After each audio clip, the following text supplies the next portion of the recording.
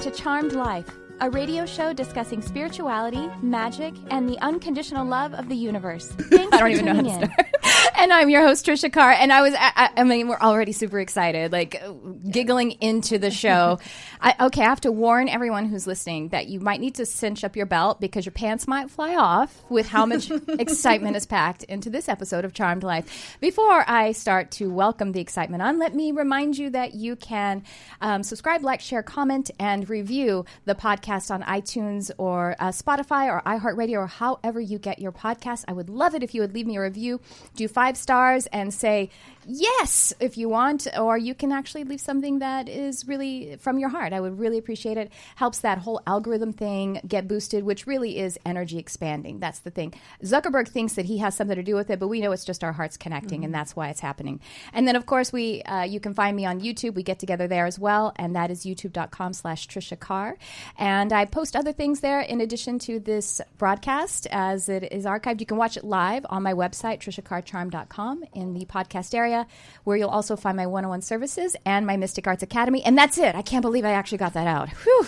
Because there is so much going on today. First of all, let me welcome into studio Christopher Marie Hoffman. His name is not really Marie. That's when I mom him. Chris Hoffman and Lauren Olivia. Hello. They're in town visiting me, respectively from Arizona and Oregon, and I'm so excited to have you guys here. Thank you for having us. And they are my colleagues in the Lightworkers Lab, that online spiritual community you hear me speak about every single week. You can find us on Facebook as a group, but it is so much more. It's where we get together and we share our resources, we share our love, we share our light, we get education, so much free stuff going on. It's amazing. Go find us on Facebook, founded by our amazing, dear, luminous friend, Crystal Ann Compton, who you can also find on her websites and thelightworkerslab.com.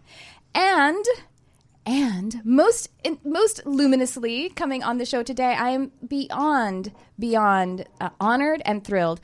Colin Bedell, sorry, I am so excited to get your name right. Colin Bedell is a queer Gemini twin from the South Shore of Long Island, New York. He's passionate student of secular growth systems and the universal spiritual themes explored in A Course in Miracles. I love that. Colin is a published author. His first book, A Little Bit of Astrology from Sterling Publishers, launched in November of 2018. And his next book, Queer Cosmos, is slated to release in November of this year, 2019. You can also catch Colin as the weekly horoscope writer on cosmopolitan.com and a columnist on astrology.com. Among his many, many accolades, it includes recently in 2017 lecturing on the astrology of American history at the Sister Giant on Washington, D.C., which is an event hosted by Marianne Williamson. What? Okay. Oh my gosh. Everyone calm down. Throw water on me. Welcome, Colin. Thank you so much for coming. Oh, thank you. It's an honor to be here. I had so much fun giving you a natal chart reading, and I'm very glad that we had the honor to do so. So it's a thrill to be here. Thank you. It was so fun. I cannot recommend Colin highly enough. Go check. Your website is just queercosmos.com. Is that it? That's it. Yeah. And then you can see my reading options there. So I do solar return, natal chart readings, Saturn return readings for people going through that right passage, and compatibility as well. I hope you're still doing those in about, I think it's 30 years till my next one. But I love it. I love it like that's an astrological joke. Like, oh, am I an astro nerd? Oh, that's so awesome. Because I think of myself as an astro ignoramus. So, yeah. You up You know leveled. your stuff. I almost just said the word that rhymes with pit. You know your stuff. That rhymes with what? Shit? Oh, you could say that on here. Yeah. That one? Yeah. Okay, yeah, no, you know your shit, Trish. Absolutely. Yeah. Oh, well, I think it's just from absorbing it from people like you and our other really dear friend, Lauren Antiformo, who's an astrologer as well. And, but I feel like I'm learning it. Actually, my friend and assistant, she's on the show not too long ago, Olivia Ray. I actually intuited her as her ascendant, which was kind of weird, but we have the same one. That's why I was like, are you Virgo ascendant? And she's like, yeah. And I was like, no. It's because we both like to pretend like we have it together. So, And you know what, Trish? I always say that I think Virgo energy outs itself the quickest of the whole subject. Oh, really? I agree. It's louder than Leo. It's louder than Scorpio. I could smell a Virgo rising, Virgo sun, Virgo moon from outer space. Yeah. From a mile away, you're like, oh, yeah. Yeah, totally. Now these guys have kids. Do your kids have any Virgo in their main three I've positions? actually never looked my chart up for the girls. Like, I don't want to be surprised. I don't need to know. It's enough. I'd like to be We'll surprised. have a Thank you. house ruled by Virgo somewhere. So even if it's not a personal planet or or a placement, every single one of us has a house ruled by Virgo, and that's where we express the best of that sign. Really? So that's an interesting place to start, actually. So what if we feel like we have some kind of major aspects missing from the chart? Can we? Is it possible? You're saying Virgo must be just as the rotation, or what am I trying to say? Like the orbits are, like they must be in one of the houses because it's that close. Mercury is that close. Trish, that's how we connected, because I did a video on that in terms of why we have the zodiac within us. So we need to be really responsible about the words and the analysis that we have around other zodiac signs, because we're essentially harming ourselves anytime we just kind of casually, ruthlessly disregard the function of each zodiac sign. So when we're looking at the natal chart, right, of course, the ascendant is the sign that begins the first house of self. And then in chronological order from there is the zodiac belt. So say in your example, you're a Virgo rising, right? Then that means that Leo is the ruler of your 12th house, okay? And Libra would be the ruler of your second house of money. And then that's what completes the whole chart. And we will express the energy and experience the effects when transits are in those zodiac signs when it aspects the house that the sign rules. I hope that makes sense. It does, except that it's so intelligent that most of this is a download for me always. I think that's why I feel like I don't know a lot about astrology, is because when someone like you are, so intelligently and in so much detail and so articulately explaining it to me, I feel like my conscious mind can't keep up. But I got to tell you, that's how I felt when I read Eckhart Tolle for the first time too. I felt like my conscious mind couldn't do it, but it still shows up all the time, even though I haven't read it again. Well, that's also any product of reading something written by an Aquarius author. I mean, oh my God! I'm just like, what dimension are you getting this information from? But yes, no, and in true Piscean way, like you study all universal spiritual themes, so it doesn't even matter. You know this already. We all know it, right? Yeah, I guess. I mean, I don't know if I know all the astrology, but we have so much. Well, first of all, let's dive into Queer Cosmos. I'm so excited about it. Tell us all about it. It's focusing on relationships in a lot of ways. So tell us all about your book that's coming up very soon. Yes. So what I realized was that I am obviously not the only queer astrologer. I'm not the first, I'm not the only, and I'm not the last. So I was thinking to myself, well, what is the way in to really explore astrology and all the other interests that I'm passionate about through a queer lens for queer readers and queer allies? And in my research to figure out what would be my touchstone, what I learned was that loneliness is the #1 public health crisis in the United States. So what I know to be true about my own life and through the lives of others who are working as astrologers is that through a really helpful inquiry and an actual efficient application of astrological principle, does it increase our relational health. So what I wanted Queer Cosmos to be was just a very helpful resource for #1, queer people to unlearn the thought systems of shame that dominate heteronormative conditioning, particularly anything patriarchal in the United States. So how queer people can unlearn their shame to remind themselves of their essential astrological worthiness, because as the Course in Miracles says, love is our natural inheritance, and the astrological chart is the vocabulary by which we are naturally worthy of love. And then I go through all of the zodiac sign combinations to explore the proficiency related to why certain signs are really attracted to one another. But I don't go into the binary of relationship compatibility, because I believe every zodiac sign pair can learn how to be compatible.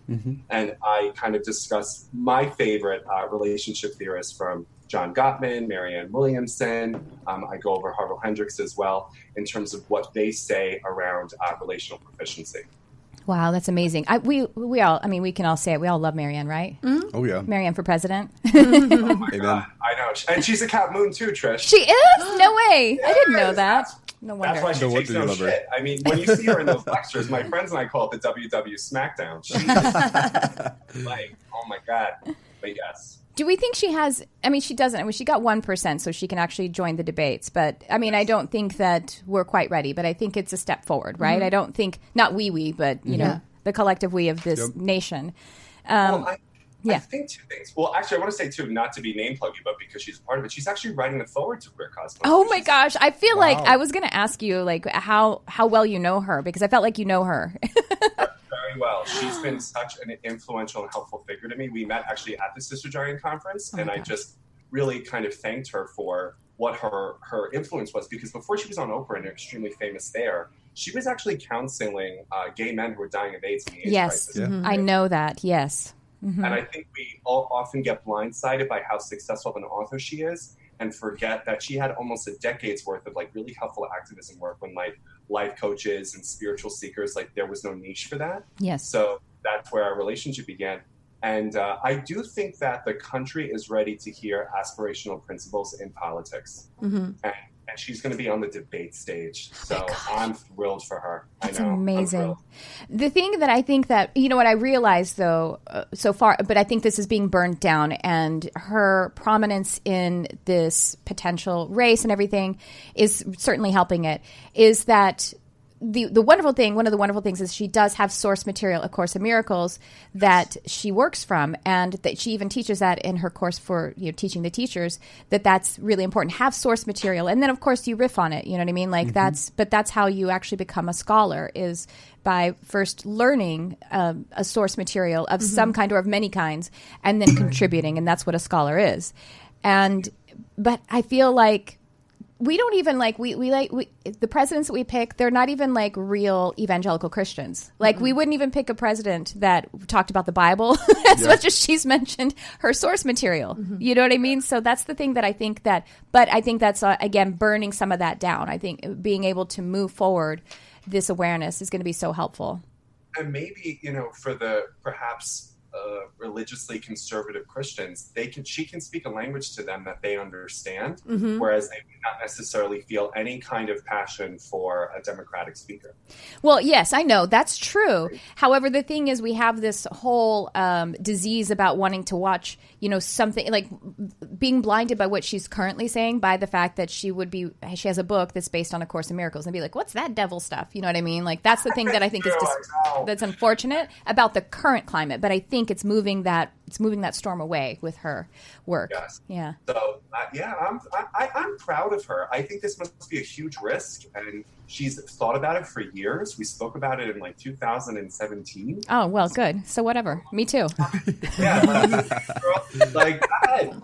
Get it done. We're supporting you. So there we go. Yeah. Oh my gosh. That's amazing. I had no idea you knew Marianne so well. That's awesome. Like what degree? Like we couldn't fan out even more. Exactly. And you know what? Let me just say, and then I'll stop. She really is who the hell she is off camera. Oh, I love it. Like, it just so happens she has cameras rolling, but I've seen and witnessed and experienced so much of her kindness and generosity that's not covered, that's not spoken about. And I'm just so glad that her integrity is over every area of her life. Wow, beautiful. Well, I'm really excited about Queer Cosmos and you, and also a little bit of astrology. That you guys, Chris and Lauren, you have his book. Yeah, I think you said, yeah. Yeah, I've already pre-ordered Queer Cosmos, so I'm excited for that one. Great. Yes, thank you. Of course. I'm excited.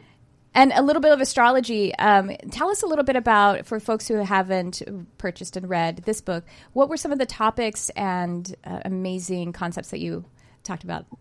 Okay, so it was hard because my publisher Sterling Press is running this a little bit of series that is a compendium to reintroduce metaphysical concepts from an introductory point of view to new readers. So as we spoke about earlier, astrology as a topic is so vast. There are so many ways in, right? And I needed to talk about astrology in 20,000 words or less, which really isn't a lot, right? Yeah. So there were only supposed to be 8 chapters, and there's 12 zodiac signs. Oh my God, right? So what I tried to do was just actually really help the reader understand that every single zodiac sign is a combination of quality and element. The 3 qualities in astrology are cardinal, fixed, and mutable. And the 4 elements are air, earth, fire, and water. So each zodiac sign is a combination of one of those 2, and that's what creates the function of each, right? And I think we're a storytelling species, right? We really connect when something is told through a metaphorical lens. So I just kind of likened astrology to the symphony of the universe, and I made planets musicians, and I kind of tried to illustrate the song of each element and what we feel when we hear that song, because I think music really connects people to spirituality as well. So I tried to cram a lot in there, but I did go over relationship compatibility too. I went over the nodes of astrology, which is a really, really important topic. So that's NODES. I went over the houses. It was just really supposed to be a primer for anybody who wanted the language articulated in a different way, who may actually want to take the study with them for life. Wow, that's so awesome. I love all of that. I talk about music a lot. Well, my husband is a composer. My Aquarius is a composer. Yes, love it. And so the way that I talk about acting and I talk about music, because those are the two arts that, I've actually studied and I guess become skilled at to some greater or lesser degree, mostly lesser at this point.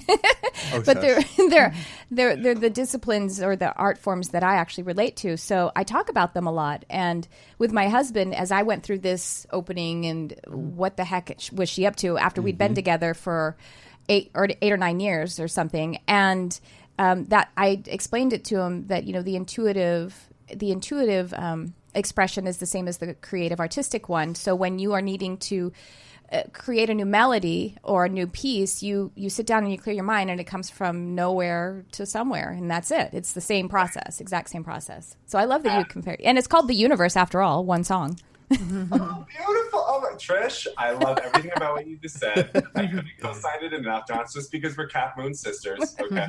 But it's true. We're all getting inspiration from some divinity, right? And just some people do it through music, some people do it through the healing arts like you do, but we're all getting it from the same energy source. Yeah.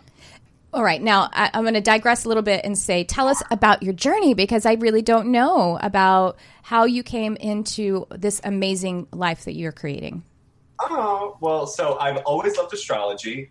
My mom actually got me into it when I was like 12 years old, because she had read Linda Goodman's sun signs, as did so many in the 60s and 70s. So the vocabulary was just always kind of set in my house. And she's a double Cancer, which is a sign of maternity. So obviously her mother's skills are supreme.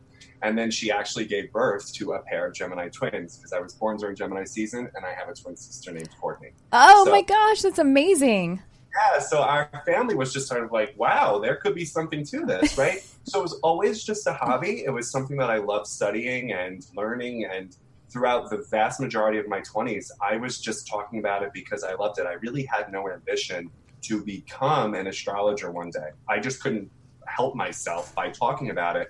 And I actually think that was such a blessing, because I had no ulterior motive or transactional intention. I was just doing it because I loved it. And then when I was 27, I was laid off from my income secure job only 2 weeks after I let my website go live. And then I realized, I was like, well, damn, there's nothing else I'd rather do than talk about spirituality professionally and work as an astrologer. And this opportunity revealed itself where I could actually do it. And why the hell not? And I've been doing it for 2 years. I can't believe it. Wow. Amazing. 2 years. That's pretty awesome. That's awesome. I know. And it really, I recognize that it did happen very quickly. And I actually think in a counterintuitive way, it's because I never wanted it to happen. Because we know when people have a gig, we know when people want to talk to you because they want to talk to figure out how they can get this. I never had any of that. I was empty of all of that ambition. So when the opportunity came, it was just like all of the universe conspired to help me do it. That's amazing. Well, and that's also a testament to when you are in alignment. Time really is not. We aren't subject to time. Time is subject to us, and so it all just unfolds. Yes, Trish. And Einstein himself said time and space are illusions of consciousness. In the Course of Miracles, the interdictation says, I assure you time and space is under my control, and miracles collapse time anyway. Oh my gosh, we talked about that yesterday, right? So we had a workshop yesterday, and we talked about a lot about that, about time Form. Being subject, and we talked about waveform collapse and how the waveform collapse actually happens in the apex of the heart of all of the dimensions. So do you? What? I don't want to steal the floor. Do you guys have any questions for Colin or? No, steal the floor or put you on the spot, either way. I found it very interesting that you talked about the book and how it's about removing shame. And I think that's such beautiful work, especially in the gay community, but also like bringing in that source, that higher power that heals that, and it sets you up as a worthy aspect of the universe and who you want to be. So I love your work. Thank you. Thanks, Chris. Yeah, That's because amazing. I think shame is always holding us back. And that's what Dr. Brene Brown is talking about often, and like really every theorist on social development. And for listeners who are new to this work, shame is the belief that we are, because of some fundamental experience, absolutely unworthy of love and belonging. Correct. And shame can't survive being spoken. Shame can't survive being ameliorated through empathy. So it's helpful to allow the reader and listener to know that shame can't survive if it's named. And we are always fundamentally worthy of love and belonging because of who we are. Because we are. Because we are. Yeah. Right. And that's it's not circumstance dependent. Go ahead. Well, no. But the shame, blame, guilt, resentment, anything, or regret. All of those things, they're actually negating being, and that's just not possible. So they just create suffering. I actually felt guilt from last night to this morning, and I know, like the second that I feel anything in that bag, I'm like, okay. As I say, I'm like, you're not actually in the process of manifestation if you're in the process of denying being by having shame, blame, guilt, resentment, regret. And it's okay.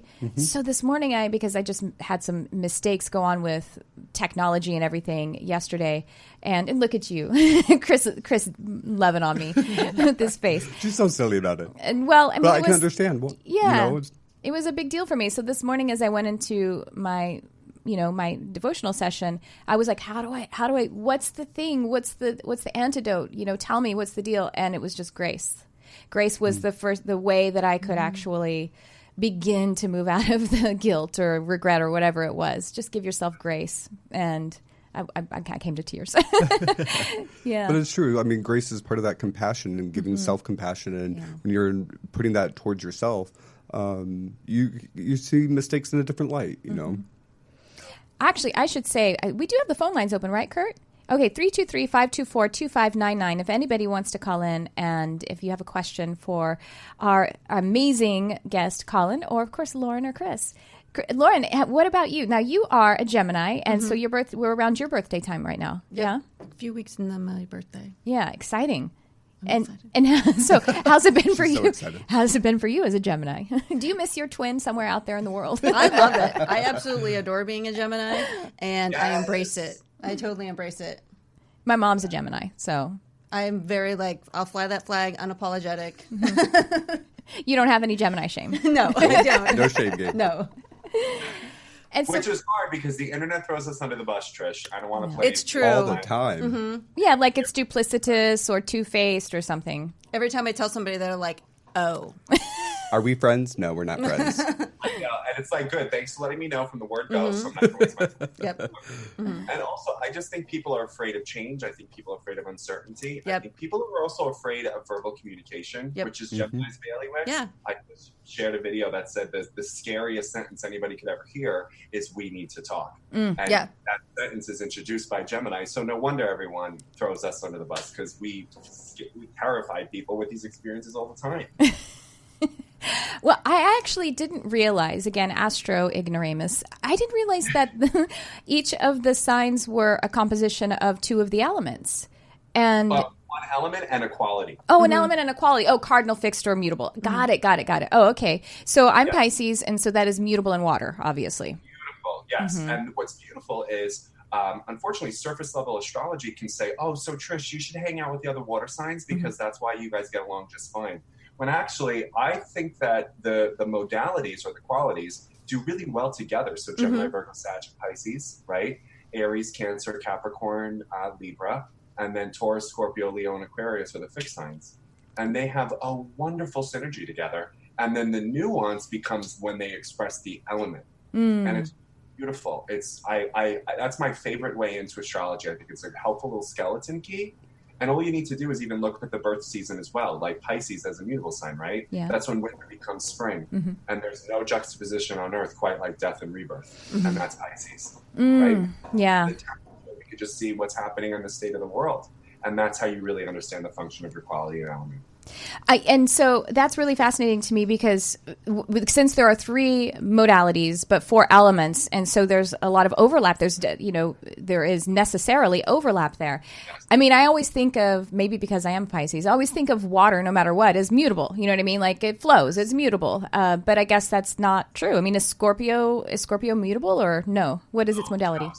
And I love that you're asking this question because they're fixed, right? And it's interesting to think, right? So mutable air, Gemini, of course that's flexible. Mutable water, Pisces, yeah, of course, right? Mutable earth, earth isn't flexible. So how does Virgo express that resilience and adaptability and detachment?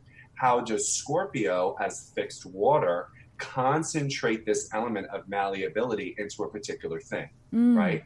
And therein lies where astrology can become extremely philosophical, extremely specific, and absolutely wonderful in terms of understanding everybody's function in self-actualization.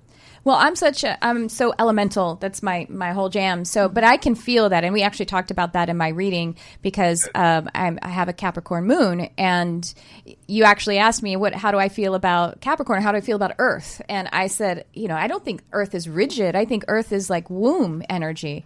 And, so I think I don't feel like Earth is like that at all. And maybe that's, again, part of the reason I have that kind of flexibility with that particular element is that it's in my moon, which is supposed to be the flexible, emotional, aspect. And your rising sign, because Virgo is the mutable Earth sign. So you really know how to make Earth malleable, right? And then with Capricorn moon, you know how to initiate, you know how to move it.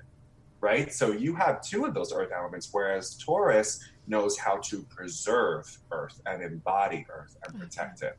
Wow. And it's beautiful if we say it in that lens. Does any of that have a monopoly on merit? Does each one? No, they all have a specific function.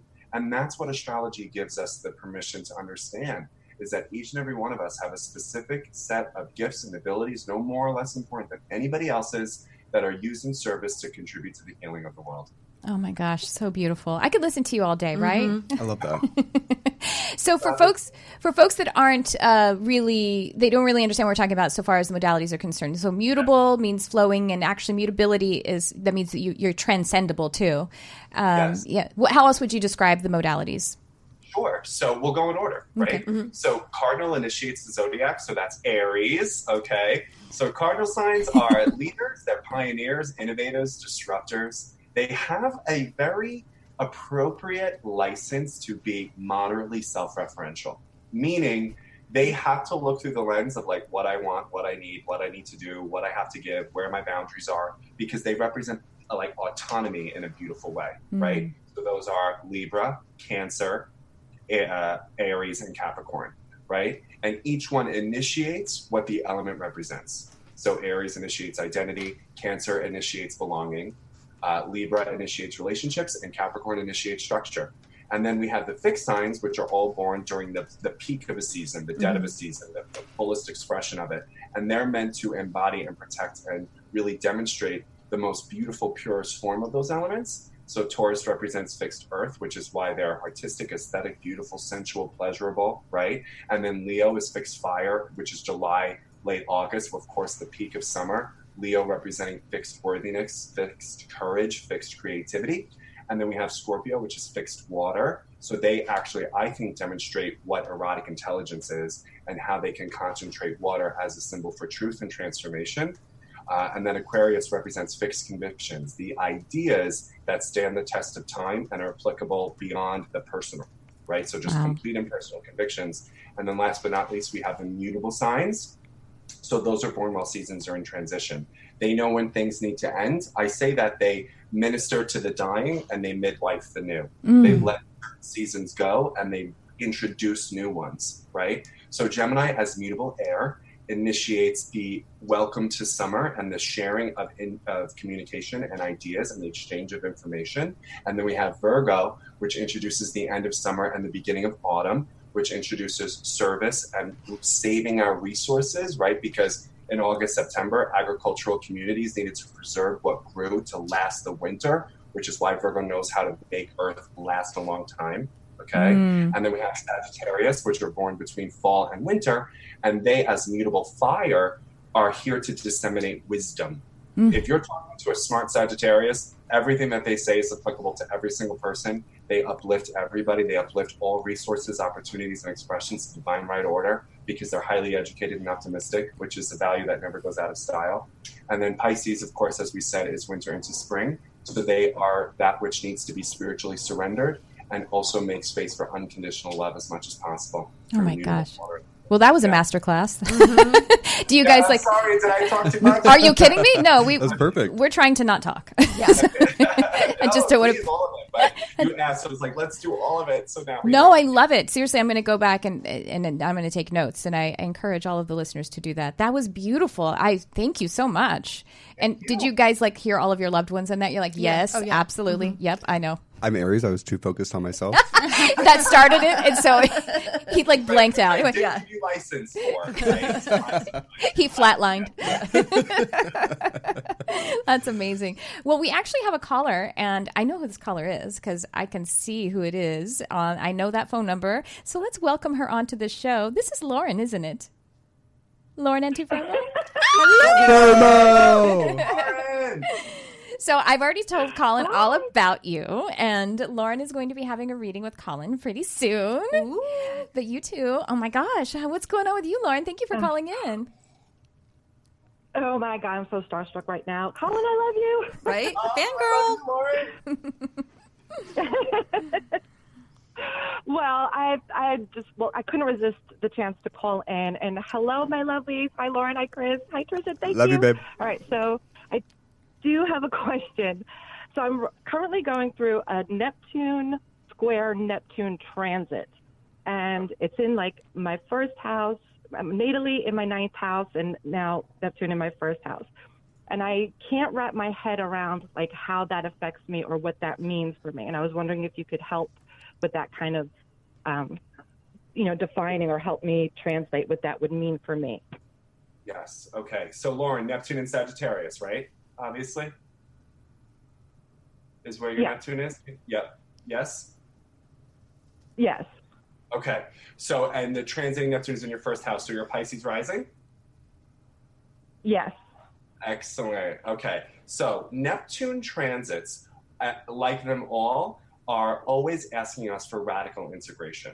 Okay. So with squares, there are going to feel like they're opposing energies. Okay. So Neptune in Pisces is all about ways in which we can apply universal spiritual wisdom to help us make sense of whatever the square transit is affecting. Neptune in Sag rules higher education, comfort level with contrast, okay, academics, publishing, wisdom, and most importantly, proactive optimism.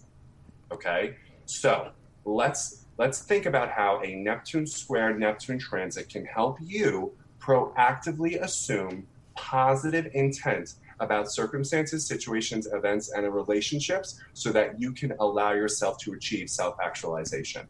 Because with Neptune in Pisces, especially if it's inside our first house, there can be a little bit of proactive armor, proactive defensiveness, proactive belief that situations won't go well, right? But Neptune in Sag says, oh no, honey, dream bigger, think bigger, be proactively optimistic, and thereby do you invite the universe to meet you at your level, because you can live out of a circumstances or you can live out of a vision.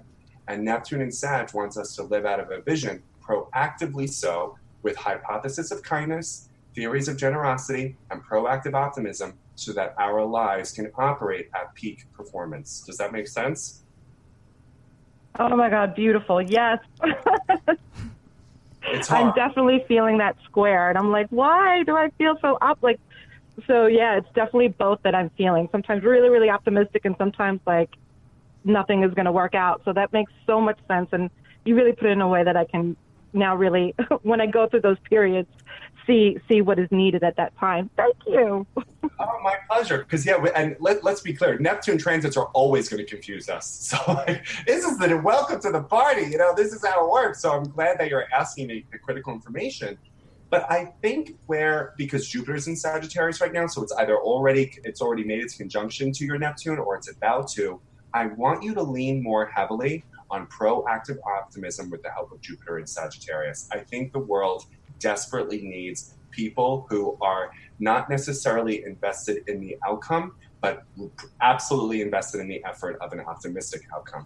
Does that make sense? Completely agree. Yes, definitely.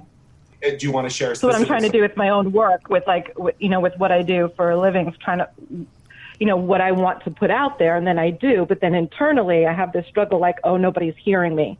So.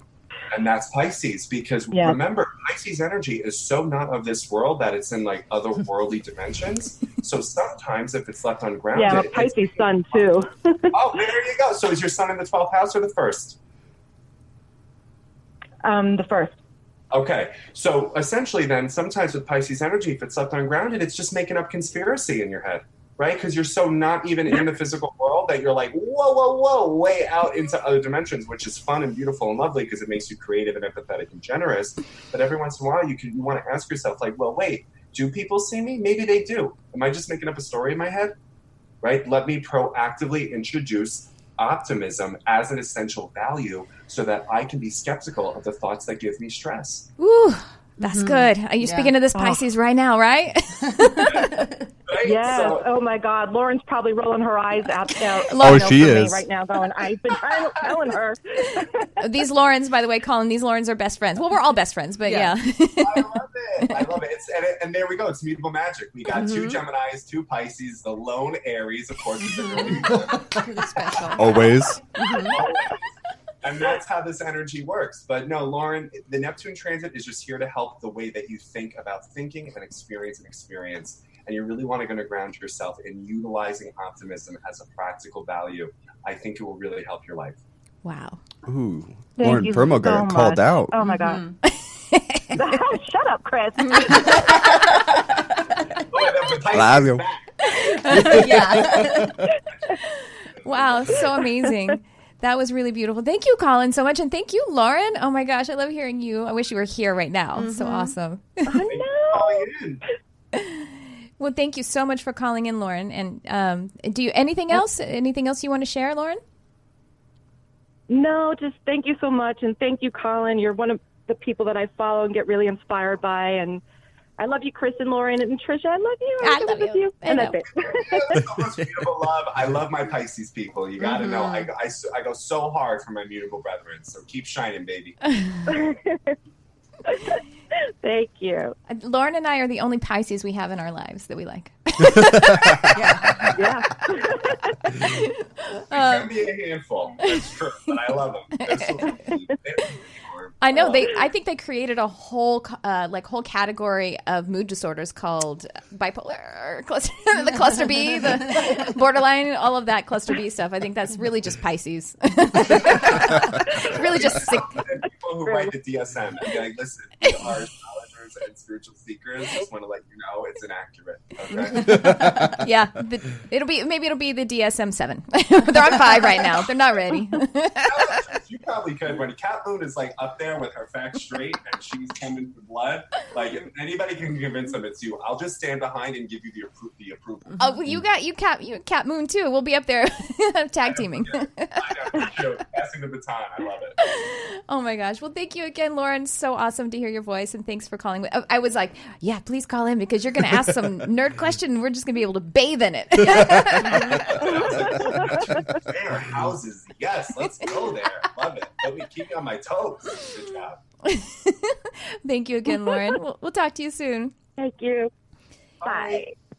Okay, so Colin, you clearly have studied A Course in Miracles. When did you do the course?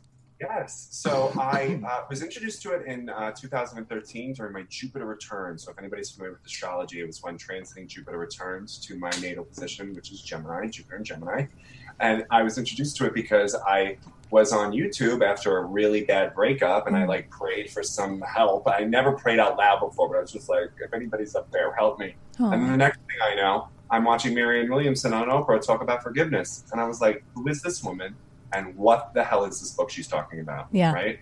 And then I read A Return to Love shortly after, which was a very helpful primer to really get into the course because it's definitely intimidating at first for many of us. Mm-hmm. And then I started really about a year later. So I've been doing the workbook for almost 5 or 6 years, and I'm doing my third round right now. Wow, that's amazing. That's so great. Did you get through it in a year? Did you do the? Yes. Okay. Yes. Wow, that's Yeah. great.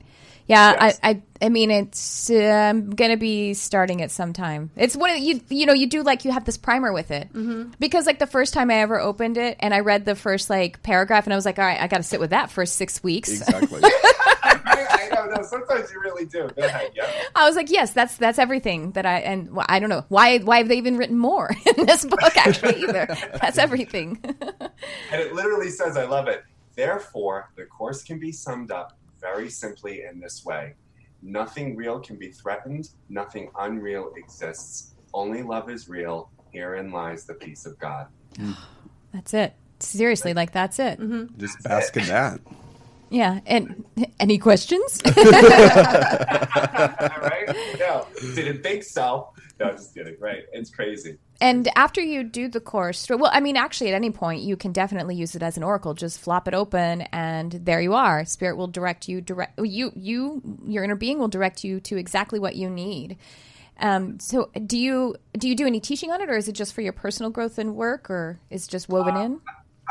I've done a few workshops on them. Last year, I presented on how universal spiritual themes of A Course in Miracles is actually connected to astrology, like in the sense that it says that every relationship is an assignment, and I connected that to relationship compatibility, and then some workbook lessons into the natal chart, because it says we're all imbued with a highly individualized spiritual curriculum. Of course, to me, that's the natal chart. It doesn't get any more specific than that, because it repeats itself once every 3,000 years. Hello.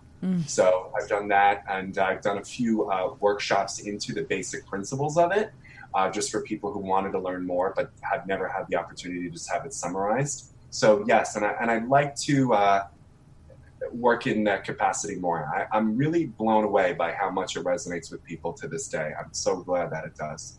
It really does. And the languaging, for some people, might seem that it's actually religious, but it's really just because of I think it was the timing, like, when it was channeled, when it was brought forward. We didn't have as neutral a terms, or as quite as secular. That was extremely secular for the time. Yes, it really was. And I think it still is. I think it's really beautiful. I come from having been in evangelical Christianity as a young person. Like, I actually, and this was not from my parents. I actually took my cute little butt to church as a rebellion at 11. I love it. And then left the church when I was about 20. But I actually had to redeem the word God for myself. I had to take it back from the people who told me what that word meant. And so I think it's a really beautiful exercise in that. Again, just with some of the languaging. We only have so many words, though, yo. We have to. And my friend Allison Strickland, who's a Taurus and just a phenomenal artist, she always says God is not a dirty word. Yeah. Right.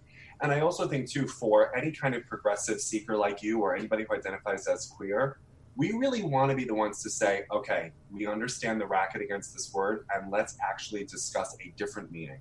Because, the word God, it's not as if that energy is what created the shame, stigma, and doctrine that keeps women in powerless situations and demonizes scripture against gays. It's humans who did that. So Absolutely. Everyone wants to kind of stand behind this interpretation and say there are other ways to look at it.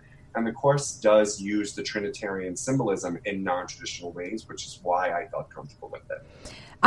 That Trinitarian symbolism, though, I find it in everything. It's amazing. Actually, Spirit just told me recently that, there's skills, talent, and wisdom. And your pursuit of all three equally will result in what humans either think of as either intelligence or success. But it's that Trinity that makes that whole experience. So I just keep finding Trinities in everything. It's amazing. Can I give you an astrology interpretation of that too? Well, yes. That was beautiful. I'll never forget it. And also the numbers for the mutable signs, Trish. Number 3, Gemini. Virgo, 6. Sag, 9. Pisces, 12. Yeah. Absolutely. So we're divisible of 3. Yes. Oh my gosh. Yeah, that's so true. Except for Chris. He's only divisible of 1. Of course. Aries get their love. You know what? I'll tell you what. Aries are among my greatest spiritual teachers. Oh, I love that. I really will. I will them. totally give them the credit there, because you know what? And I think this is so beautiful. When the zodiac begins, of course, it's Aries. And the wisdom of Aries is fearlessness. beginner's mind, and a life unlike the past. Oh, that's beautiful. Yeah, because you could be like this quivering little jellyfish of a Pisces going, I feel it all. And I've done it all, so why do anything? You know what I mean? Like that's the shadow of Pisces. So then Aries is like, get up, do something. Exactly. Like, it's not about you. The past is over. Be here now. And, it didn't work before? Too bad. Make it work again. And I love that energy. And that's what Aries always teach me is like, just do it. Stop complaining and be brave. Well, then stop feeling those things. Just stop. Just if it hurts down. feeling them, stop feeling them. Just say no. Right. And all of a sudden, it's like a church bell moment, a brick to the forehead. We're like, you're right. And then it works. So I love my Aries. I'm blessed by them. I am. So how do you, we're talking about relationships, and that's what Queer Cosmos talks a lot about. Oh, wait, before I go there, Spirit's telling me, no, there was another thing you wanted to mention before we get too far off of it. When we're talking about words and we're talking about redeeming them or redefining them, and that's something that that queers are able to do, is that that coming together and either creating new pronouns or just creating new identities, shake it up, or again, redeem back, your pronoun, redeem it to whatever it's supposed to be, because words are just limitations. They're just signposts that point you to the real energy underneath. But I love that about what is happening with queers. It's amazing. We're all queer. I mean, anyway, but yeah. It's true. We really are. And I think that's something that's really beautiful about our community is we are writing the script to where we are now and where we want to go next. We have an unbelievable amount of freedom, and there are many areas where people in our community don't, particularly with the trans community, which of course we never want to get complacent with. And when it comes to words, you're absolutely right. We're constantly reinventing it. And I like how the course also sort of says too, don't get too attached to words. It says that too. It's like, listen, words are at best symbols that are twice removed. Why? Because the experience is all that matters. So then if I'm interpreting the situation in my head, then I'm applying words to it. And then when I speak it, I've also diminished that experience by twice of its power. So it also says, don't get too caught up in the complexity of it. It's an experience that's the issue, not the semantics. Right. Well, just think about if we get stuck on a word, and whether it's God or whether it's she, if we get stuck on it, it's because there's something that wants to be released. And we have to come present with it then. We have to come deep back into the experience in order to find where the feeling really is or the experience really is. And I just think that's beautiful. So thank you to the queer community. I hopefully consider myself a part of it as well, because I think that's a really important message that is happening for all of us. It's bringing us really present. It's important. I love that. And through words, which is also under the Gemini rule transits, and we got a Gemini tomorrow. So boom. Yes. All right. Well, we are almost out of time, and I just want to ask you, is there any last thing that you can share with folks? First of all, do you actually, when you meet a new person and you start any kind of new relationship that's important, do you okay, when were you born? What's the time? No, you have to tell me the state and the time and the everything. Or do you intuit it sometimes? When it comes to friends, I am happy to go there. Absolutely. When it comes to romantic partners, I don't. You don't? What? That's amazing. With new romantic partners, you hold off and knowing they're deep. Correct. For a couple reasons. Well, number one, I don't date a lot because Capricorn moon, I'm just like, I got work to do. I have shit to do.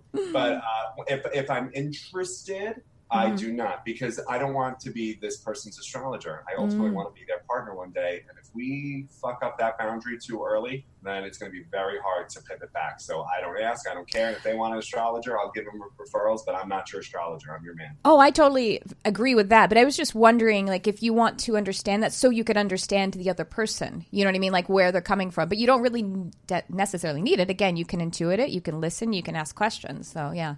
And I don't want to get too attached to that, because there's a different part of my brain when I'm calling the astrologer versus when I'm calling the romantic partner. And I don't want to merge them too much. Right. I really don't, because I spend all day, Trish, when you're in the intuitive world, you spend that hat on all day. And when you're with a romantic partner, you're like, no, I don't want to do that with you right now, actually. I've worked with my husband in either a healing or reading situation formally, twice, and that's it. And I mean, obviously it's a part of everything. You're just always kind of there. And he just really recently said to me, I really want to, bump up my meditation practice. Do you have any tips? And that's about it. And and that's different. Yeah. That's totally different because we and I think it almost, I don't want to say it robs people of privacy, particularly with intimacy, but if one's fluent in some metaphysical art and the other isn't, that seems like an unethical imbalance of power. So I'm just like, let me not even go there. Right. But with friends, I'll do it because there's, we're friends. It's fine. We can do that. It's Romantic fun. partners, don't even think about it. Wow, that's great. Okay, well, we are definitely out of time now, but I want to please tell everyone again what you're doing, how they can reach you. Any last words that you would love to share with us? Well, first, I just want to say how grateful I am to have had the opportunity to talk to you guys. This has been so much fun, and it just feels so good with the energy of the conversation, so thank you. And you can find me on clearcosmos.com, on Instagram, Facebook, and you can find me on Facebook, too, under my name, which is Colin Bedell, ColinBedell. Thank you again, Colin. It's really been such an immense pleasure. I would love to just squeeze you. So if you're ever in LA, please let me know so we can meet and you can come in studio. And if I'm in New York, I'll be knocking on your door and siblings, baby. find each other. I thank you so much for your work, though. It's profound and it's important and it's really, really beautiful. And thank you, Lauren and Olivia, and thank you, Chris Hoffman and Lauren Antifermo for calling in. What an amazing show! I just love you all, and thanks for tuning in. I love you, whoever you are.